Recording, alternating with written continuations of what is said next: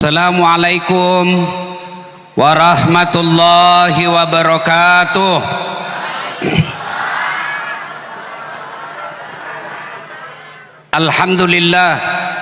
Alhamdulillahi rabbil alamin, wa bihi nasta'inu ala umurid dunya waddin. Ashhadu an la ilaha illallah wa ashhadu anna muhammadan abduhu wa rasuluh. Allahumma salli ala sayyidina Muhammad wa ala alihi wa sahbihi ajma'in.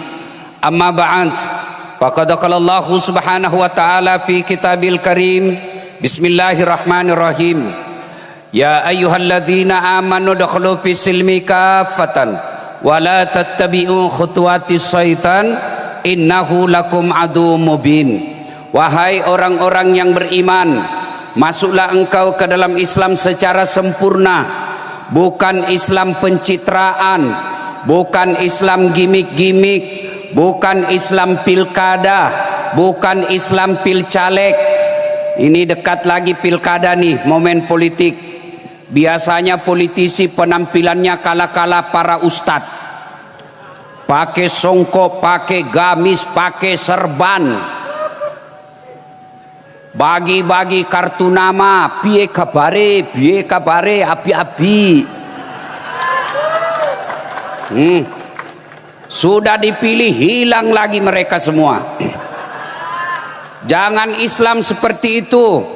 Coba andai saja ini mau pilcaleg, penuh panggung ini calon DPR. Karena sudah selesai pilcaleg, hilang lagi semua anggota DPR. Bu Bupati, berapa anggota DPR kita di kabupaten ini? 50. Berapa Ibu? 50. Berapa yang hadir di sini? Ada yang hadir? Ada yang hadir di sini? Masya Allah, yang hadir ini orang baik. Masya Allah. Mana yang lain? Padahal ini kita mau ngumpul untuk maulid nyambut pilkada secara damai. Meskinya mereka hadir, tapi mereka Islamnya kadangkala Islam pencitraan. Ada begitu di Sragen? Ada. Kau yang salah, kenapa kau pilih? Waqala idzan, bismillahirrahmanirrahim, ya ayyuhalladzina amanu taqullaha haqqa tuqatih wa la tamutunna illa wa antum muslimun. Wahai orang-orang yang beriman, bertakwalah kalian kepada Allah dengan sebenar-benarnya takwa, dan janganlah kalian mati kecuali dalam keadaan beragama Islam. Ayat ini Jumat dibacakan sejak kurang lebih 1400 tahun yang lalu. Ayat ini tiap Jumat dibacakan. Masih ingat 2020 yang lalu, masa Covid, selalu diumumkan di media massa, di tempat-tempat keramaian, jaga jarak, pakai masker, cuci tangan. Kenapa? Waktu itu pakai masker penting. Tapi ternyata setelah kita vaksin, masker sudah tidak penting untuk saat ini. Tapi ini ayat Jumat dibacakan sampai detik ini, sejak 1400 tahun yang lalu. Berarti ayat ini penting. Dan rasa-rasanya ayat ini susah diterima akal.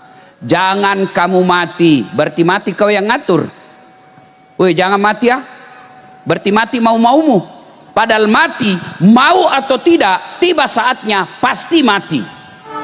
Insya Allah kita tidak akan mati dalam keadaan berzina.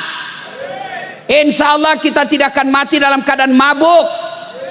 Tapi yang bisa membuat kita mati kafir, hubbi aklil haram, suka memakan barang haram.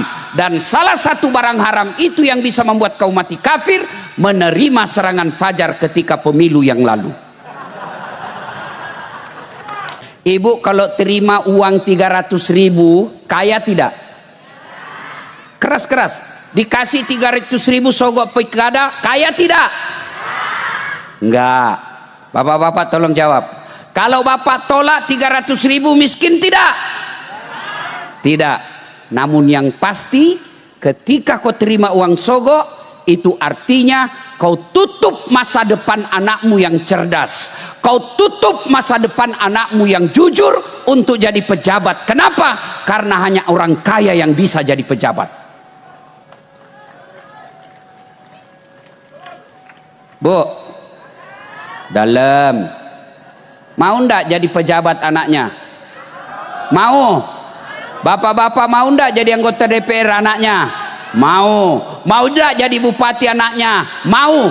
Tapi mustahil bisa anakmu jadi pejabat kalau kau miskin. Kenapa? Beli partai mahal.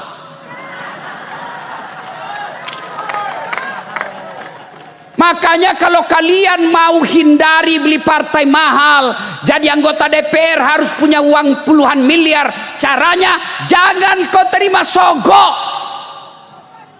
Biar orang kaya mau sogok kamu, biar orang kaya mau kasih hambur duitnya. Kalau kau tidak mau sogok, harga dirimu tidak bisa dia beli.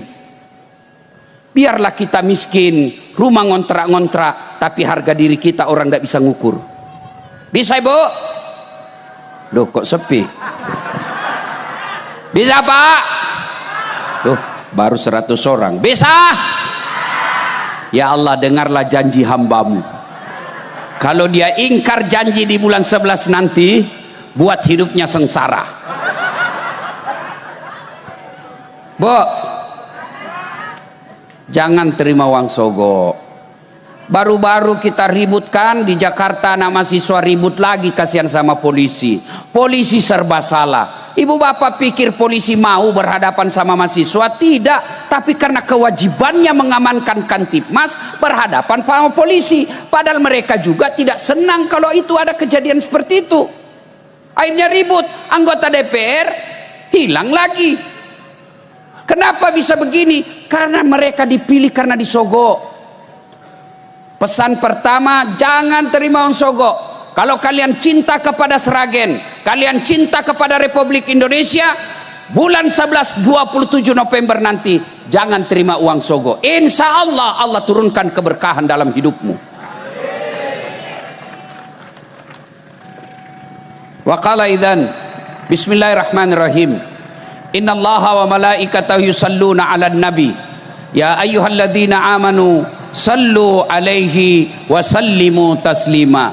Sesungguhnya Allah dan para malaikatnya berselawat kepada Rasulullah Muhammad sallallahu alaihi wasallam. Maka wahai orang-orang yang beriman, berselawatlah kalian kepada Rasulullah dengan sebaik-baik selawat. Ayo selawat bareng-bareng, kanan kiri. Ayo kita selawat bareng-bareng.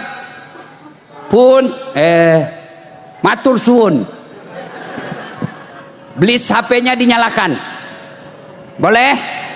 Ayo angkat HP-nya. Ya, operator lampu dimatikan. Ya, semua nyalakan HP-nya. Yang tidak punya HP pinjam temannya punya. Ayo nyalakan yang paling belakang, yang paling belakang. Yuk kita selawat bareng-bareng. Yuk. Ayo sama-sama yang di atas. Yuk kita cinta kepada Rasulullah, kita berselawat. Ya, yang lagi jualan di sana yuk selawat, nyalakan lampunya. Sama-sama kita selawatan. Yuk Pak Tentara. Yuk. Ya mantap. Yuk. Salatullah salamullah ala toha rasulillah. Salatullah salamullah ala yasin tawassalna bi bismillah wa bil hadi rasulillah wa kulli mujahidi lillah bi ahlil badri ya Allah. Sekali lagi, salatullah salam ala toha rasulillah. Salatullah salamullah ala yasin. Masya Allah. Terima kasih. Disimpan kembali, kita dengar lagi ceramah. Ibu Bupati yang saya hormati, Bapak Kapolres, Bapak Wakil Bupati, Pak Dandim, Pak Danyon, semua tuan-tuan yang saya hormati, Ibu Bupati teristimewa, saya melihat dan mendengarkan tadi beliau sambutan. Saya rasa kalau ada anak mahasiswa mau demo, pulang kalau dengar kalimat Ibu Bupati yang bagus, adem, Masya Allah. Bu Bupati yang saya hormati, adik-adik, bapak-bapak tentara, kita datang perayaan apa nih? Pak? Maulid. Saya sejak jadi penceramah keliling Sabang sampai Merauke, sampai ke luar negeri, sampai ke Amerika, ke Eropa, ke Asia, itu semua temanya sama. Dengan hikmah Maulid kita meneladani Rasulullah Muhammad sallallahu alaihi wasallam. Malam ini pun temanya, tajuknya sama. Dengan hikmah Maulid kita meneladani Rasul menyongsong pilkada damai. Nah, masalahnya bagaimana kau mau contoh Nabi kalau sejarahnya Nabi kau tidak tahu? Bagaimana mau contoh Nabi kalau sejarah Nabi kita tidak paham? Contoh, mohon maaf ibu-ibu yang ada di sana, tolong bantu saya kalau ada yang tahu. Ibu-ibu, berapa anaknya Nabi, Bu?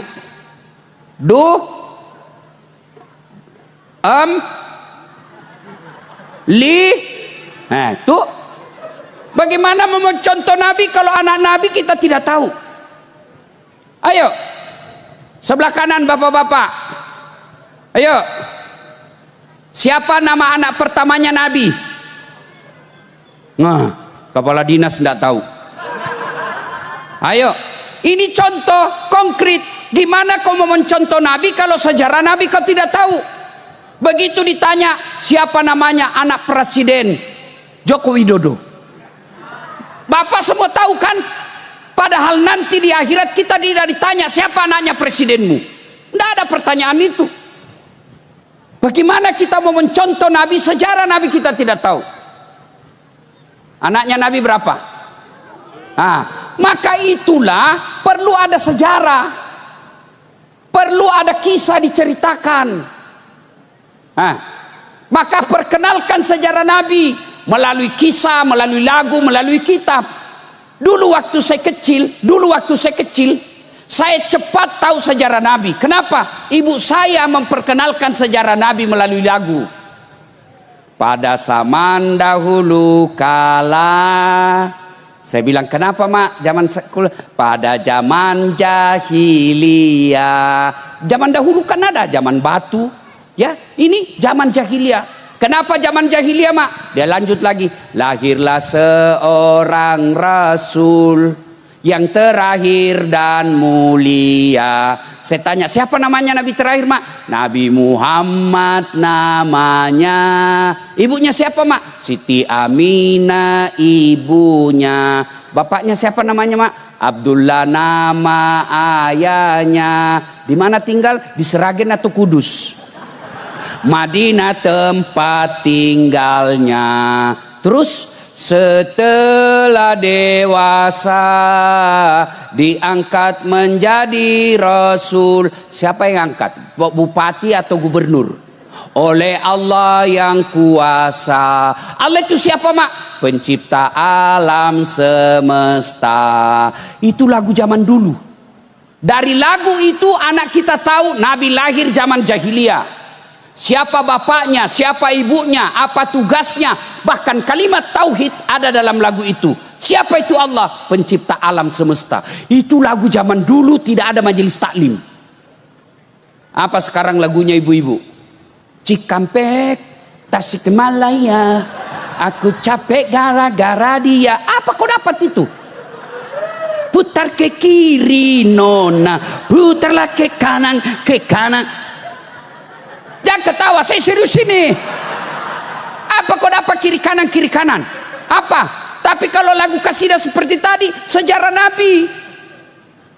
Saya itu dulu waktu saya kecil. Sekarang saya kenalkan sejarah Nabi ke anakku, saya namanya Ece. Saya kenalkan versi modern. Anak-anak Nabi ada 7 orang. Ibu baru tahu toh 7. 3 laki-laki, 4 perempuan. Pertama Qasim, Abdullah, Ibrahim, Zainab, Rutkaya, Ummul Kalsum, Fatimah. Baru ibu tahu kan? Bapak-bapak kepala dinas baru tahu toh? Ini penting lagu. Cuma anak-anak kita lagunya sekarang tidak masuk akal. Pikiranku tak dapat ku mengerti, kaki di kepala, kepala di kaki. Pantas kau dongok. Kepalamu kau simpan di kakimu. Iya kan? Jadi sejarah Nabi ini penting. Kenapa? Karena dengan sejarah kita bisa tahu sejarahnya Nabi, pola hidupnya Nabi, sehingga kita contoh. Maka sedulur-sedulur sekalian, saudaraku yang tidak mau maulid silahkan, tapi jangan kau tuduh kami sesat. Ada juga itu yang baru belajar agama 2 bulan, maulid bid'ah, itu sesat, tidak ada pada zaman Nabi, masuk neraka, kayak dia panitia hari kiamat. Bos, mau maulid monggo, tidak mau maulid mangga, silahkan, saling menghormati. Kalau alasanmu kau anggap bid'ah karena tidak ada pada zaman Nabi, maka mulai sekarang kau ceramah jangan pakai mic. Kenapa? Ini tidak ada pada zaman Nabi. Saudara-saudara,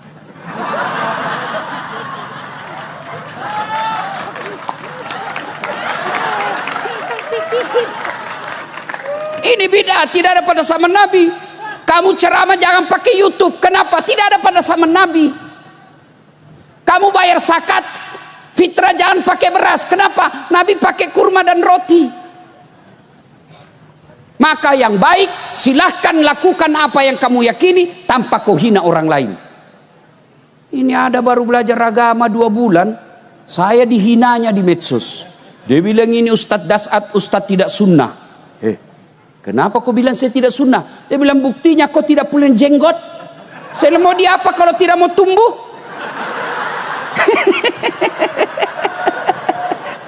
Saya dibilangnya Ustadz tidak sunnah Ibu Bupati karena tidak ada jenggot. Wah, mau dia apa tidak mau tumbuh ini? Ya, saudara-saudara sekalian, maulid adalah budaya yang tidak bertentangan dengan ajaran agama kita. Tujuannya apa? Kita mau tahu sejarah Nabi supaya apa? Kita bisa mengikuti Rasulullah Sallallahu Alaihi Wasallam. Mari kita dengar sedikit. Waktunya kalau mau cerita sejarah Nabi, di samping karena keterbatasan waktu juga keterbatasan ilmu, maka saya pilih-pilih saja. Pertama, kaitan dengan pilkada. Rasulullah kalau mau mencontoh Rasulullah sholat jamaahnya saja dulu. Jamaah dulu sholat jamaah. Alhamdulillah di kota Sragen ini, ramai jamaah kalau masjid so berjamaah. Apalagi kalau subuh, penuh. Sampai di luar, tidak ada di dalam. Masya Allah. Saya heran lihat kepala dinas mampu sepeda berkilo-kilometer, rumahnya dekat dari masjid, tidak pernah datang ke masjid. Mampu lari berkilo-kilo, tidak pernah mampir ke masjid. Apa dia bilang? Gunung kan kudaki, lautan ku seberangi, masjid kau lewati. Kalau cinta kepada Rasul yang paling konkret, berjamaah. Itu aja dulu. Kenapa orang malas berjamaah ke masjid? Satu, karena dia tidak tahu pahalanya. Buka kitab Durratun Nasihin. Pahala solat berjamaah. Satu, yang paling sering kita dengar, lipat 27 kali. Artinya apa? 1 kali solat jamaah di masjid, 27 kali solat di rumah, baru sama pahalanya. Yang kedua, kata Nabi, kalau kau datang ke masjid, melangkah kaki kanan, 1 pahala. Melangkah kaki kiri, gugur dosa kecilmu. Jadi kalau rumahmu 300 meter dari masjid, PP 600 meter. Berapa langkah kaki? Apalagi kalau bapak jalan begini.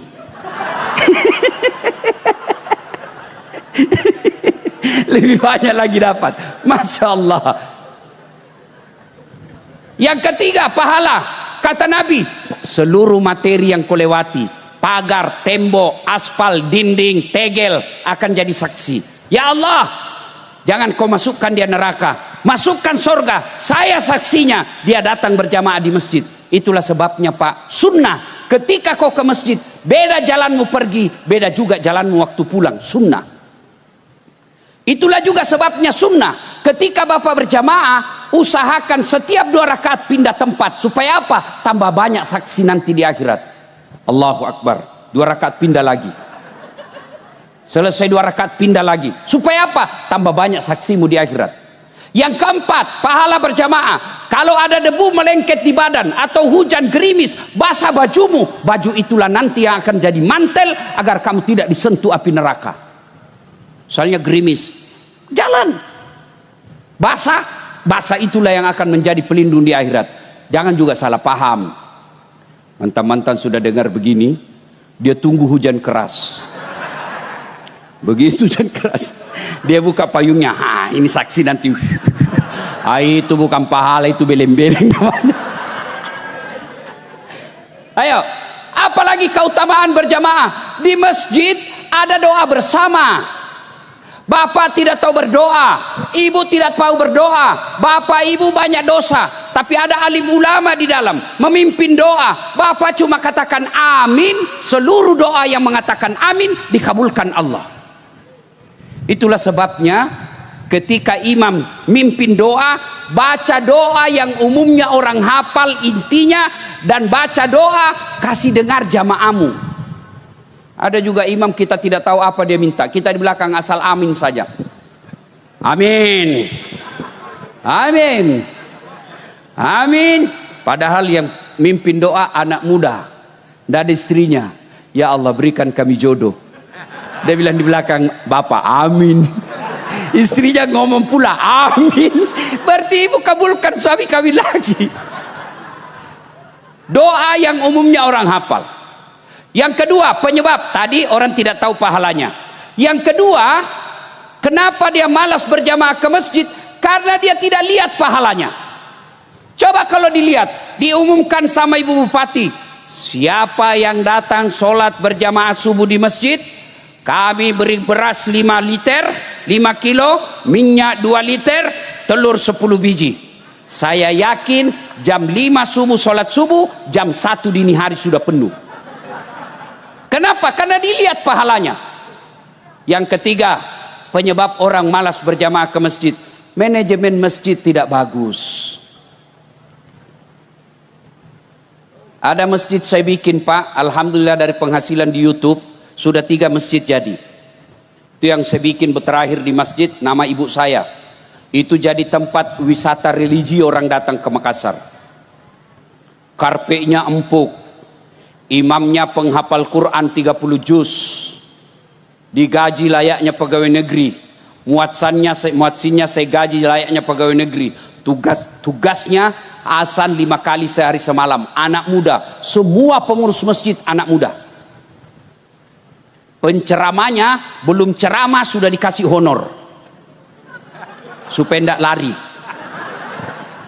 Dikasih ini daftar pustaka yang kamu baca, ini judul khutbah, supaya tidak bertumpuk-tumpuk penceramah. Masya Allah, sound systemnya bagus, ber-AC. Akhirnya orang rajin datang ke masjid. Anak-anak keluar, ada kolam dibawanya ikan yang sudah saya islamkan. Ikan koi, Pak Bupati, Ibu Bupati kan dari Jepang. Nah, dia agamanya Shinto. Nah, saya islamkan baru dia masuk berenang di dalam. Masya Allah, orang datang ke masjid nyaman. Itu kalau saya ada di sana sholat subuh, dua etape sholat subuhnya. Kalau dia datang sholat Jumat terlambat 30 menit, tidak dapat lagi di dalam. Kenapa? Orang nyaman di dalam. Ini gimana orang mau datang ke masjid? Karpetnya sudah 7 tahun lebaran tidak pernah diganti.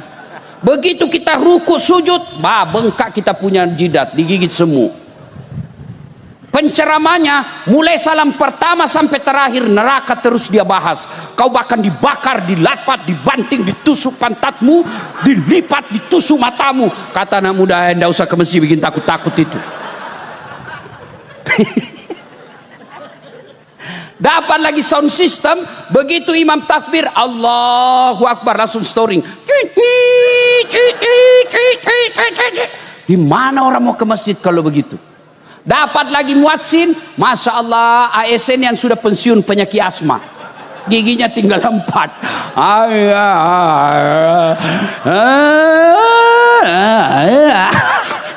Gimana namun ke masjid? Apalagi kesalahan masjid sekarang Pak, umumnya pengurus masjid senang simpan saldo. Dengar ini para takmir masjid, jangan kau simpan uangnya orang jadi saldo di bank, tidak jalan amalnya. Saldo kas 150 juta, begitu orang mau kencing tidak ada air.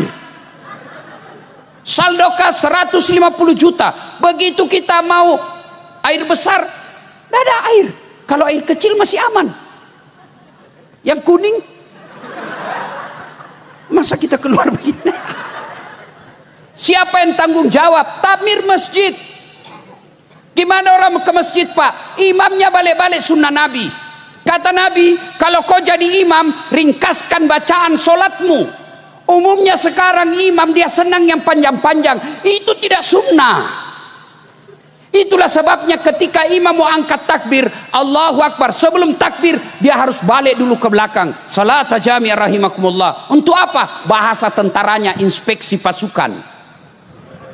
Lihat dulu, kalau pasukanmu di belakang banyak pensiunan, jangan kau kasih panjang, kau setengah mati orang asma.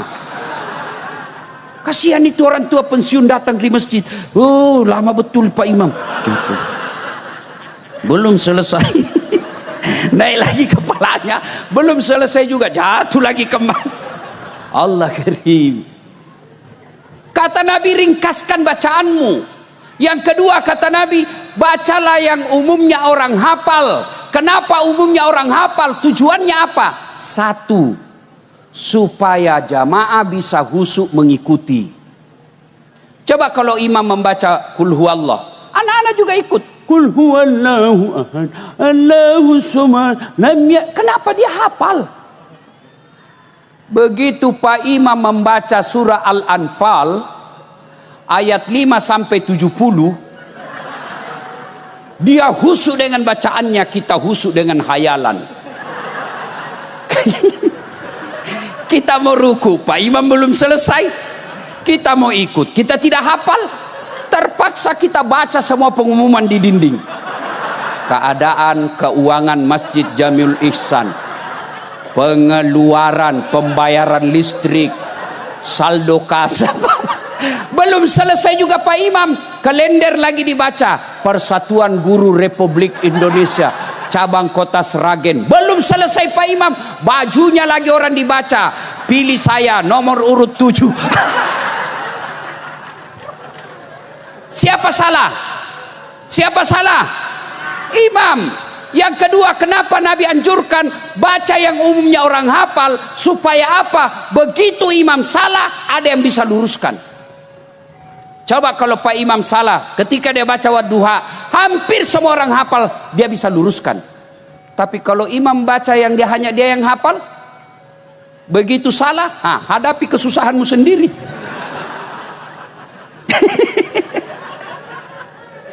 Ada wallahu alam, ini bupati saya tidak tahu benar atau tidak cerita. Ada penghafal Quran, pulanglah kampung Ramadan, dia teslah hafalannya, hanya dia yang hafal. Begitu dia baca Al-Fatihah lancar, dia baca surah pendek, hanya dia yang hafal. Tiba-tiba ada cicak jatuh kena kepalanya, stres. Namanya orang stres, hafalan hilang, dia tidak tahu apa sambungannya. Lama dia pikir, apa sambungannya ini? Dia lupa betul, dari belakang juga tidak ada yang bantu. Ini Pak Imam kreatif, dia bilang, tolong bantu di belakang. Yang di belakang dia bilang juga, saya juga tidak tahu. Tiba-tiba ada anak muda lebih kreatif lagi, dia bilang, kalau begitu ya sudah, Allahu Akbar. Siapa salah? Siapa salah? Imam.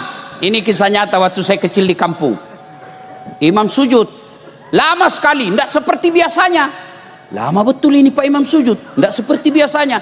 Ada kawan saya ndak tahan. Kok lama ini Pak Imam sujud? Dia angkat kepalanya, Bu. Langsung teriak, "Woi, hilang imam!" Ternyata yang ditunggu sudah hilang dari tempatnya. Bubar sholat. Selesai sholat ditanya, "Pak Imam, kenapa kau tinggalkan saf?" Dia bilang, "Saya kentut, nak." Orang bilang, "Pak Imam, lain kali kalau kau kentut, bangunkan kami supaya saya bisa lihat kau tinggalkan tempat." Apa dia bilang? "Saya sengaja, nak, malu saya kau lihat." Siapa salah? Siapa salah? Siapa salah? Imam. Itulah sebabnya dalam fikih sholat jamaah, jadi makmum siapa saja boleh. Jadi makmum tidak dipersoalkan, tidak ada pemilihan. Tapi jadi imam, hati-hati. Kenapa? Salah imam, jamaah kacau. Bulan 11, Sragen akan pemilihan iman. Salah kau milih imam, kacau masyarakatnya. Jadi imam, hati-hati milih imam. Kemudian jadi makmum pun tidak boleh kita mengganggu. Ada aturan-aturan jadi jamaah. Kata Nabi, kalau kau pergi berjamaah terutama subuh, kamu sikat gigi dulu, sunnah. Apakah gigimu yang harum itu sampai kepada Allah? Tidak. Nabi katakan kalau kau pergi berjamaah pakai parfum, apakah parfum itu sampai kepada Allah? Apakah Allah butuhkan parfum kita? Tidak. Tapi apa? Adab, sopan santun. Tujuannya apa? Jangan kau ganggu orang yang ada di sampingmu dengan bau mulutmu dan bau ketekmu. Bayangkan kalau kau hampir tadi malam makan pete, lalu kau baca Al-Fatihah, Assalamualaikum, kencang betul, Assalamualaikum. Kata Nabi, kalau kau jamaah jangan ganggu orang. Ada juga orang sholat seolah-olah dialah yang paling alim dalam masjid. Mulai takbir dia ganggu sudah kita.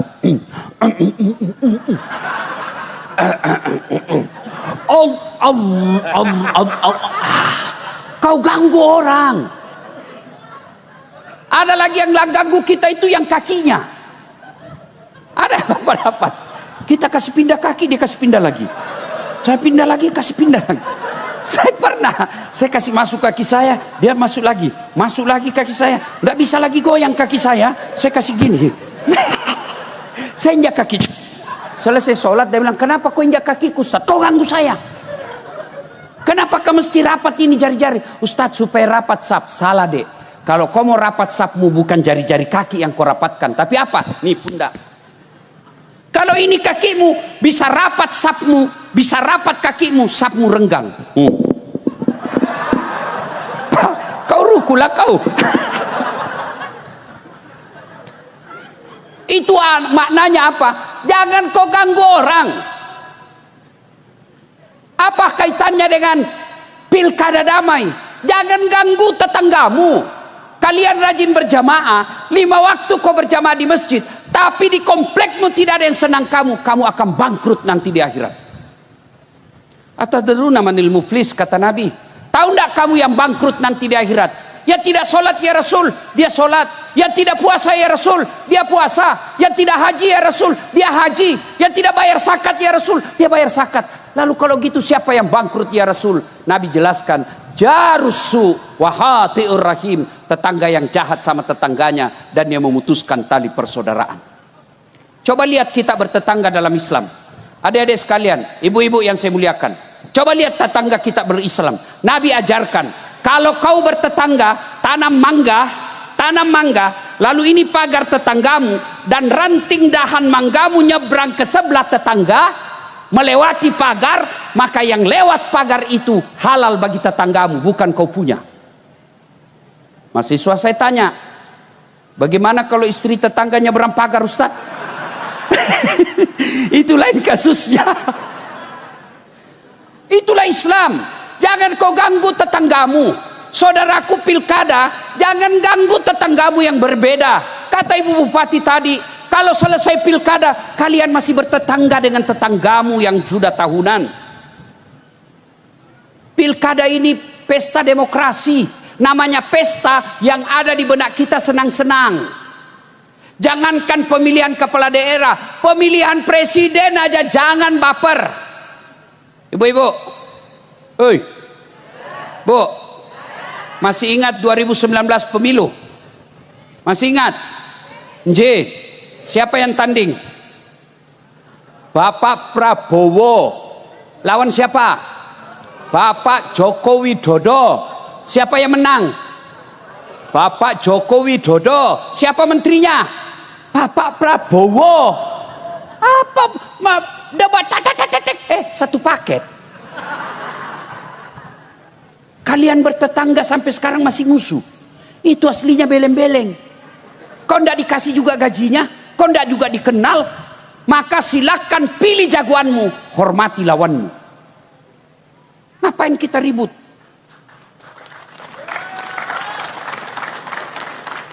Itu sholat jamaah. Bersatu saudara-saudara sekalian. Dalam sholat jamaah itu nilai-nilai persatuan sangat dijunjung tinggi. Mana buktinya? Coba lihat. Sedulur-sedulur masuk masjid, apapun suku dan bahasamu, tidak boleh kau sholat pakai bahasamu masing-masing.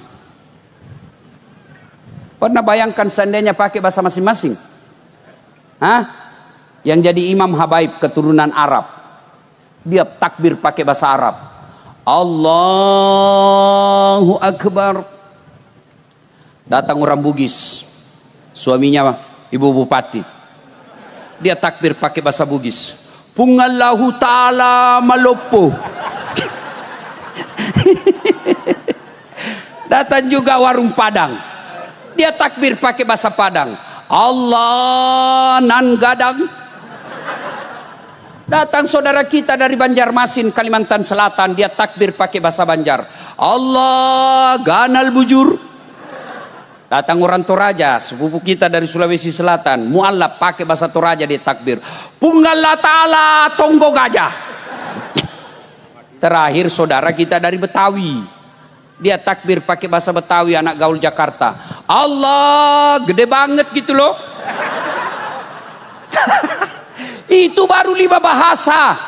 Maka dalam sholat jamaah itu pesan-pesan moralnya, jaga persaudaraan, bersatu. Coba lihat lagi dalam masjid, apapun arahmu, dari manapun kamu datang masjid, satu kiblat. Bayangkan kacaunya sholat kalau dari selatan hadap ke selatan, yang dari timur hadap ke timur, yang dari barat hadap ke barat, yang dari utara hadap ke utara. Begitu ruku, tabrakan kau punya pantat. Itu maknanya persatuan dalam Islam sangat diutamakan. Itu juga sehingga Rasulullah katakan innamal mu'minuna ikhwah. Al-Quran mengatakan innamal mu'minuna ikhwah. Umat Islam itu bersaudara seperti badan kita ini. Coba lihat badan kita, sedulur-sedulur, ibu-ibu, coba lihat badan kita kompaknya. Tangan kanan gatal tanpa disuruh kiri yang garuk. Tangan kiri yang gatal tanpa diundang kanan yang garuk. Gatal dua-duanya kerjasama. Iya toh? Anak muda jalan-jalan tengah malam, pergi menyatakan cinta. Tiba-tiba padam lampu, kaki tahantu, seluruh badan ikut berpartisipasi merasakan sakitnya. Kakinya tahantu, mulut pertama bereaksi, reaksi berikutnya mata mencari, reaksi berikutnya tangan mengusap, reaksi berikutnya mulut meniup. Padahal kaki yang bermasalah. Tidak ada orang jalan hantu kakinya tak, rasa kau jalan, kau jalan lagi. Begitu mestinya kita di Seragen, satu sakit yang lain ikut merasakan.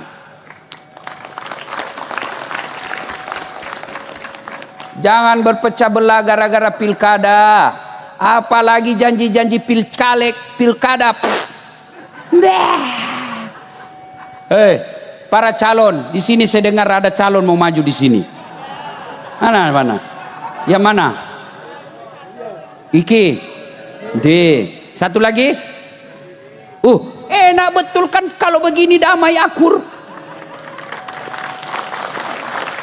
Pak calon yang saya hormati, kalau bisa Pak jangan percaya sama tim sukses. Wane piro. Disuruh bikin baleho 10, 3 dia tilep Pak. Lebih baik Bapak langsung menyapa rakyat. Gunakan waktu 24 jam napa rakyat. Jangan percayakan tim sukses. Rata-rata tim sukses dia yang sukses. Lebih baik Bapak datang menyapa. Capek datang menyapa. Resiko mau jadi pejabat. Menyapa. Insya Allah langkah kaki Bapak jadi pahala kalau niatnya untuk menterserahkan rakyat. Kalian juga tim sukses. Jangan jadi tim penghasut. Yang namanya kalau seperti Bupati cari katakan tadi, pemilihan pilkada ini untuk kesejahteraan, adu program, bukan cari kejelekan orang. Namanya kalau dicari pasti dapat. Ini yang bicara. Bapak pikir tidak ada kejelekan saya? Ada. Kalau teman-teman mahasiswa saya mau cari, berapa banyak dulu cewek yang saya janji-janji. Namanya cari-cari kesalahan.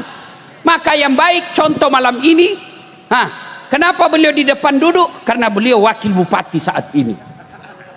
Wajar. Kenapa beliau di belakang? Karena beliau belum jadi wakil bupati. Enakan kalau begini. Maka tim sukses silakan jagokan jagoanmu. Silakan coblos jagoanmu. Jangan kau hina lawanmu.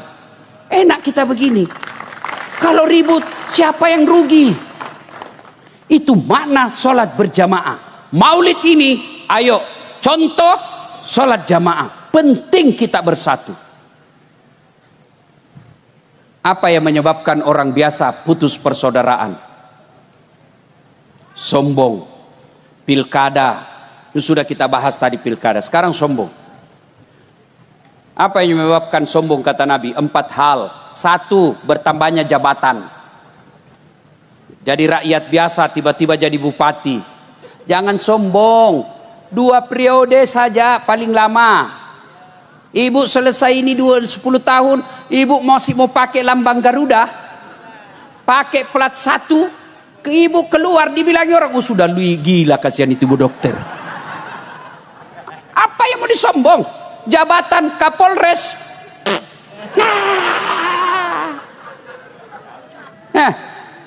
Kepala dinas.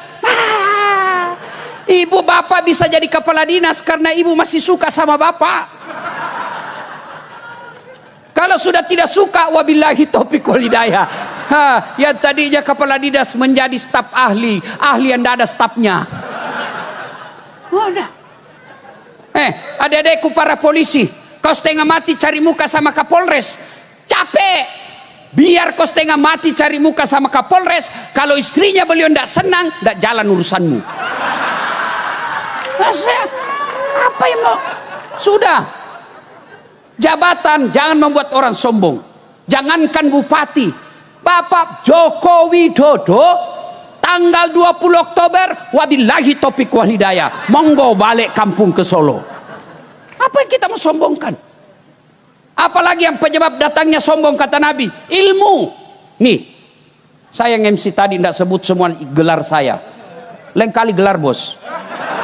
Susah itu orang sekolah. Coba kalau mau dengar gelar saya, Dr. Dasat Latif, SOS, SAG, MSI, PSD. Insya Allah sudah dirapatkan untuk jadi guru besar profesor. Apa yang membuat sombong itu gelar? Kalau Allah marah, wa ma utitu minal ilmi illa qalila. Saya tidak kasih kau ilmu kecuali sangat sedikit. Allah marah dengan ilmumu pada saat dia kasih pikun kau. Ada orang bupati, banyak betul gelarnya, dosen. Begitu pensiun, diprotes sama istrinya. Pak, biasanya kalau kau mau pergi mengajar, kau cium-cium jidatku. Ini sudah hampir 1 minggu, tidak pernah lagi kau cium saya kalau mau pergi mengajar. Dalam hati suaminya, astagfirullah. Berarti siapa saya cium selama ini? Ternyata pembantunya dia cium. Jangan juga dicontoh ini pura-pura pikun Pak Dokter ya. Apa yang kau mau sombong? Allah cabut ilmumu, pikun. Apa lagi? Ada ustadz sombong? Ada. Mana ciri-ciri ustadz sombong? Yang hanya mau benar sendiri, tidak menghargai pendapat orang. Orang saja selesai sholat kan berbeda-beda, itu boleh. Belajar ilmu fikih. Allahu Akbar. Ada yang begini, ada yang begini. Ada juga yang kayak orang lapar sekali. Ada. Nggak usah kau cela orang, lakukan apa yang kau yakini benar tanpa kau cela orang lain. Lambat loading ibu. Ada juga posisi tangan, Allahu Akbar. Sudah takbir, yang pertama pas di atas dada. Ada toh? Ada. Yang kedua antara dada dengan perut, Allahu Akbar. Yang ketiga pas di atas pusat, Allahu Akbar. Yang keempat di bawah pusat, Allahu Akbar. Porno ibu. Bukan di bawah sekali bu, di bawah pusat. Yang keempat, yang kelima, Allahu Akbar lurus. Ini umumnya orang Iran, Syiah. Boleh, boleh. Mau pakai begini silahkan. Mau begini silahkan. Mau begini silahkan. Mau begini silahkan. Kalau boleh semua Ustaz, mana yang tidak boleh? Kalau kau pakai semua. Allahu Akbar. Nah, itu salah. Ini kalau dalam pilkada, ini yang main 3 kaki. Makan kiri kanan, itu tidak boleh. Allahu Akbar. Ini tim sukses abu-abu. Tidak jelas dia ini. Silahkan saudara-saudara sekalian, berbeda dalam agama boleh. Dari pendakwa silahkan sampaikan apa yang anda yakini benar tanpa menghina pendapat orang lain. Silahkan kau pilih jagoanmu tanpa penghina orang lain. Dan bagi calon, besok lusa bapak kalah atau menang, jangan sangka buruk kepada Allah. Kalau bapak minta tidak dikasih, berarti bukan tahun ini yang cocok. Mungkin 5 tahun yang akan datang. Mana buktinya? Bapak Prabowo minta jadi presiden sejak 2014. 2024 baru Allah kasih. Saya Ibu Boti pernah ikut pilkada Makassar. 10 pasang calon. Kalau Ustadz tidak, cuma yang menang lebih banyak suaranya. Saya sangka baik namanya ini. Ya dek ya. Jangan sangka buruk. Andai saja saya menang waktu itu, saya tidak sampai ceramah di sini. Bisa jadi saya diperiksa KPK. Iya, Allah kasih saat tidak usah kau jadi bupati, tidak usah kau jadi wali kota, lebih kau jadi pendakwa. Andai saja saya menang waktu itu, setengah mati saya hormat. Datang ke Polres, siap ke Polres. Datang Pak Dandim, siap Pak Dandim. Datang Gubernur, siap Pak Gubernur. Datang Pak Menteri, siap Pak Menteri. Datang Presiden, siap Pak Presiden. Tapi sekarang saya jadi Ustadz, mereka yang siap-siap. Siap Pak Ustadz, siap Pak Ustadz, siap. Allah kasih. Maka dua yang mulia ini bertanding, tanding yang baik. Jangan pernah sakit hati. Allah kasih yang terbaik. Kita minta, Allah tidak kasih hari ini. Mungkin Allah kasih 10 tahun yang datang. Kenapa? Karena Allah tahu tidak baik waktunya untuk sekarang. Nabi Zakaria minta anak sejak usianya 21 tahun. Kapan Allah kabulkan? Ketika usianya 90 tahun. Itu Nabi Pak. Minta usia 21 tahun, Allah kabulkan 90 tahun. Padahal Nabi ibadahnya bagus. Kita minta bupati hari ini bulan 11 mau dikasih, padahal itu kan tipu. Maka sangka baiklah kepada Allah. Sangka baik. Insya Allah pilkada dilewati sangka baik. Tidak ada perpecahan di antara kita. Itulah makna dari ayat wa'tasimu bihablillahi jami'an wa la tafarraku. Berpegang teguhlah engkau kepada tali persaudaraan agama Allah dan janganlah engkau bercerai-berai. 2. Salat jamaah. Yang ketiga, cinta Rasulullah. Amalkan sunnah-sunnahnya sesuai kemampuan. Mulai yang sederhana. 1, biasakan selalu ada wudu. Bapak muslim, ibu muslim, biasakan selalu ada wudu. Mau kemana saja ada wudu. Mau pergi ngantor wudu dulu. Mau pergi sosialisasi wudu dulu. Mau pergi pasar wudu dulu. Bahkan mau tidur sekalipun wudu dulu. Apa kehebatannya orang selalu ada wudunya? Rasulullah itu mau tidur sekalipun beliau wudu. Bahkan mau bergabung dengan istrinya pun wudu dulu. Apa keutamaan orang yang selalu ada wudunya?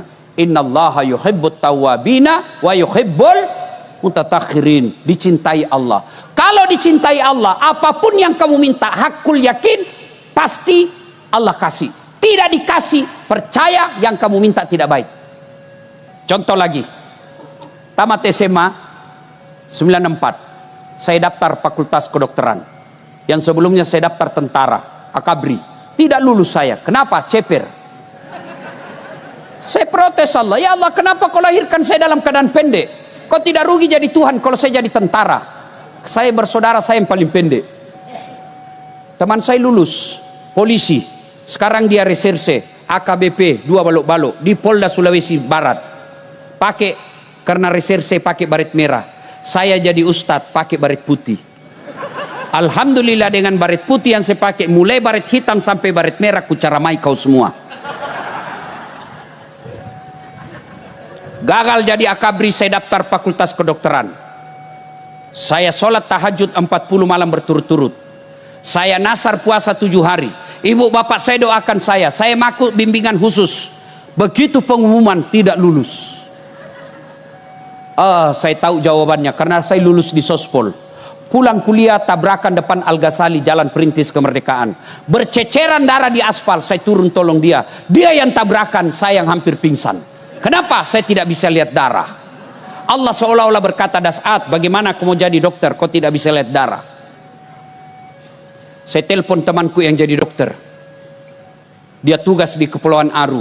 Dok, kau pulang lebaran? Tidak. Oh, masa kau tidak lebaran sama orang tuamu? Rugi-rugi kau jauh-jauh cari uang tidak lebaran sama orang tuamu. Apa dia bilang? Mahal tiket Ustaz.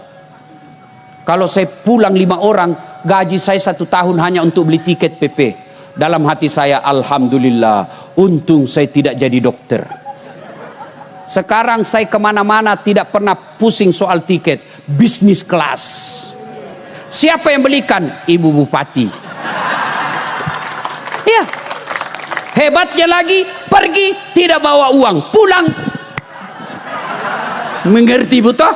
Makanya ini 2 calon kita. Lakukan sosialisasi, kampanye, datangi orang, jangan mau diwakili tim sukses. Kalah menang, itulah yang terbaik buat Allah. Enak kan pilkada kalau begini. Jangan kita bodoh-bodohi rakyat. Rakyat juga jangan kau peras calon. Wudhu. Yang kedua, sunnah. Usahakan setiap keluar rumah, doa. Inna salati wa nusuki wa mahyaya wa mamati lillahi rabbil alamin, bismillahi tawakkaltu ala allahi la haula wala quwata illa billah. Kaki kanan dulu, insya Allah kata Nabi, kamu baca doa ini, sosialisasi, tiba-tiba kau ditabrak becak, dak, mati syahid. Kenapa? Kau sudah ikrar, inna solati, sesungguhnya solatku, wa nusuki, ibadahku, wa mahyaya, wa mamati, hidup dan matiku, lillahi rabbil alamin, saya serahkan segalanya kepada Allah. Bismillahi, dengan nama Allah, tawakkaltu, saya berserah diri, la haula wala quwata illa billah, tidak ada daya dan kekuatan kecuali datangnya dari Allah. Jalan, insya Allah jihad fisabilillah. Ibu-ibu, kalau suamimu mau pergi cari nafkah, jangan lupa minta ridhanya. Istri saya bu, mamanya cek. Kalau saya mau keluar pergi ceramah, dia angkat saya punya ransel. Saya bilang, enggak usah sayang, berat. Dia bilang, enggak ada artinya beratnya ini ransel dibanding beratnya Ustadz menanggung hidup kami. Enak perasaan saya bu. Begitu saya duduk di mobil, dia cium tangan saya. Sudah itu, dia cium lagi jidatku. Kanan lagi matanya, kiri lagi, ini agak lama sedikit.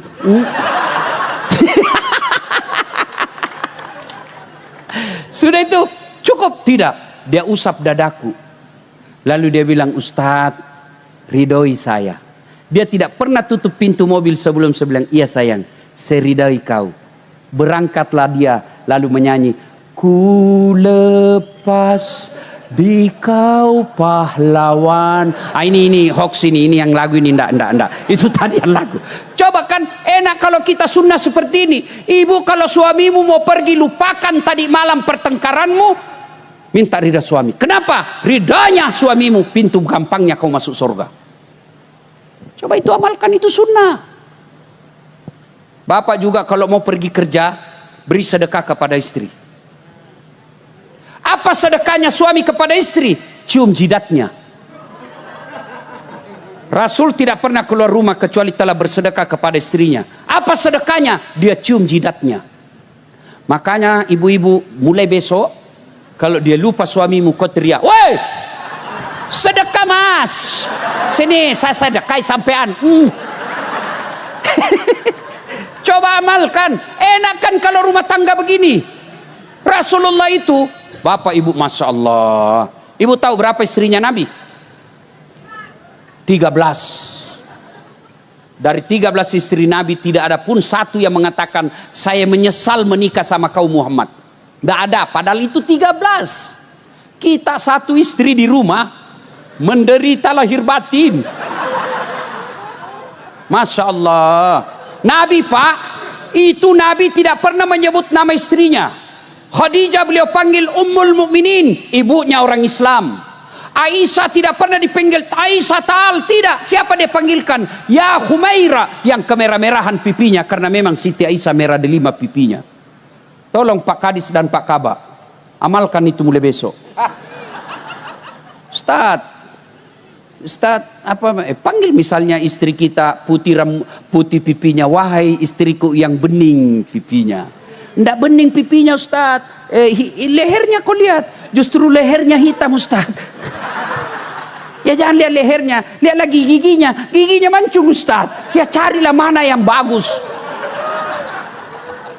Jangan mentang-mentang istrimu hitam kau panggil hitam. Kata suaminya, apa pesek? Masa suami istri hitam pesek? Saya heran biasa lihat rumah tangga kita. Sudahlah kita miskin, penghasilan tidak jelas, bertengkar aja kerjanya tiap hari. Bertengkar, hamil lagi. Dengar ini Pak, dengar ini, jangan kau hina istrimu. Berapa banyak istri di sini tidak punya kewajiban cari nafkah, tapi dia bantu suaminya cari nafkah. Kadangkala dia pergi jual-jual barang kecilan, kadangkala dia dagang-dagang di pasar yang penting ada, padahal bukan kewajiban istri cari nafkah, tapi dia lakukan. Kenapa? Karena dia sayang suaminya untuk bantu cari nafkah. Tenang ibu, saya bela kau ini malam.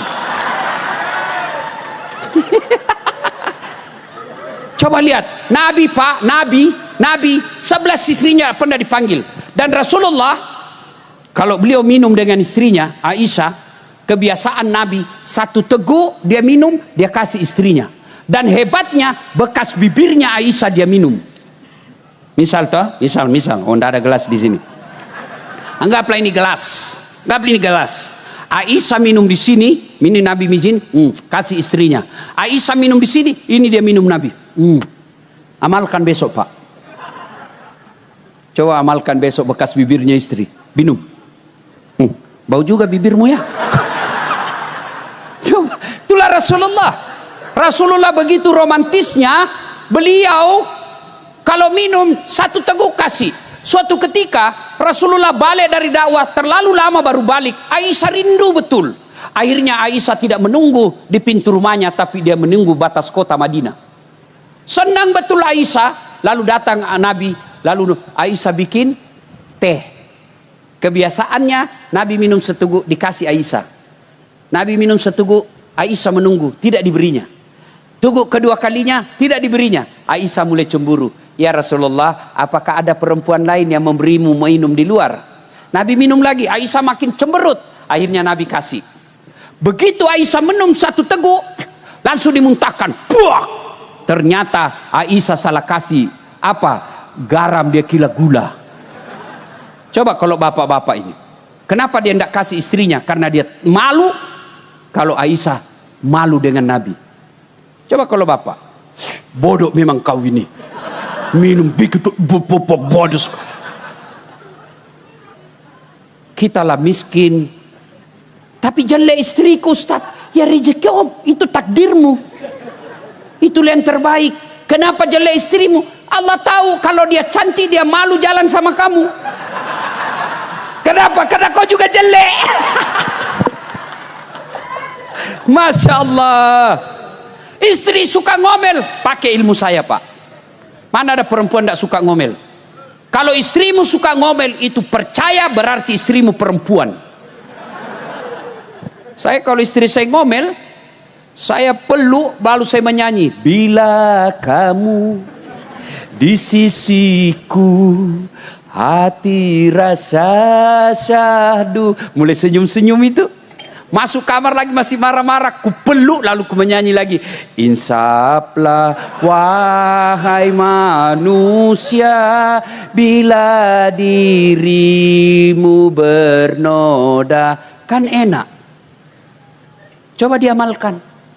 Ibu-ibu juga jangan suka ngomel. Tidak ada laki-laki yang betah kalau ibu suka ngomel. Pernah dengar cerita jin di dalam sumur, ibu? Jadi saya ditanya, Pak Wakil, jamaah tanya saya di Makassar, Ustadz, kenapa itu suami saya tidak betah di rumah? Saya takut dia tersinggung. Saya ceritakanlah, ibu, ada orang suami istri, istrinya suka ngomel, ada duit tidak ada duit, ngomel aja kerjanya istrinya. Suatu ketika suaminya belikan perhiasan, senang lah ini ibu, dibelikan perhiasan. Senang, katanya suaminya, dek, kita pergi ziarah sumur tua di kampung ya. Oke bang, kan dia lagi senang. Ini sumur usianya sudah 400 tahun. Dalamnya 12 meter. Sampailah di bibir sumur. Kata suaminya, dek, kau lihat itu ada ndak airnya sumur? Ada bang, tapi dangkal. Maksudnya, dangkal bang, paling sampai di lutut. Kata suami dalam hati, aman berarti ini. Coba kau lihat, begitu dekat bibir sumur, dia dorong istrinya masuk, bu. Jatuh cemplung. Kata suaminya, ngomel kau di situ. Ndak ku dengar juga ngomel kau sampai pagi. Ngomel kau raja ngomel. Oh, suaminya di atas nyanyi-nyanyi. Cing, cing, cing. Tiba-tiba 1 jam kemudian, tiba-tiba dari dalam sumur ada makhluk hitam tinggi besar keluar. Kaget suami. Hei, siapa kamu? Saya jin penunggu sumur ini. Saya sudah 400 tahun tahan tenang-tenang dalam sumur. Ada perempuan di dalam ngomel aja kerjanya. Baru 1 jam tidak betah saya. Kata suaminya, kau baru 1 jam, saya 24 jam sama. Paham ibu? Maulid kali ini contoh Rasulullah. Rumah Rasulullah ibu tidak luas. Dijelaskan dalam sejarah, kalau beliau berdiri, kepalanya Rasulullah menyentuh atap rumahnya. Kalau beliau berjamaah dengan Aisyah, kakinya Rasulullah, telapak kaki belakangnya menyentuh kepalanya Aisyah di belakang karena sempitnya kamarnya. Tapi beliau berkata, baiti jannati, rumahku laksana surga bagiku. Kenapa umat kita sekarang rumah besar, mobil bagus, pekarangan rumah mewah, isi rumah kita interiornya sangat luar biasa, tapi kenapa kita suami istri tidak betah di rumah? Maulid kali ini mari teladani Rasulullah dengan cara mengikuti kewajiban kita sebagai suami dan kewajiban kita sebagai istri. Ibu-ibu juga hormati suami, karena tidak gampang itu jadi suami. Ibu pulang kampung malu tuh suamimu kalau kau tidak pakai emas. Ibu-ibu pulang kampung pergi arisan, malu tuh suamimu kalau sudah dihafal baju seragammu. Tapi apa boleh buat, rezeki dari Allah. Suami hanya mencari nafkah, yang menentukan jumlah rezeki adalah Allah. Maka yang baik saling menghormati, saling memuliakan. Bapak ibu saudara-saudara sekalian, sebenarnya banyak lagi kisah-kisah kehidupan Rasulullah, tapi waktu jualah yang membatasi kita. Masih ingin rasanya berlama-lama, tapi waktu jualah yang membatasi kita. Insya Allah lain waktu dan kesempatan. Ibu-ibu, pesan khusus pilkada yang akan datang, pilihlah yang kita anggap baik, bukan karena dia memberi duit. Dan ingat, boleh berbeda pilihan, tapi kita wajib menjaga ketentraman dan kedamaian kabupaten kita. Kalau di sini ribut, bukan saya yang rugi yang tinggal di Makassar, tapi orang-orang yang di Sragen inilah yang akan mendapat kesusahan. Karenanya semua kita berkewajiban untuk menjaga perdamaian. Dan pesan Allah, wa'tasimu bihablillahi jami'an wa la tafarraqu. Berpegang teguhlah engkau kepada tali persaudaraan agama Allah dan janganlah engkau bercerai-berai. Ayat ini kemudian diturunkan oleh para pendiri negara kita menjadi Pancasila, yaitu sila ketiga Persatuan Indonesia. Mudah-mudahan ada manfaat. Lebih dan kurangnya mohon dimaafkan. Usikum wa nafsi bitaqwallah, fastabiqul khairat. Assalamualaikum warahmatullahi wabarakatuh. Waalaikumsalam.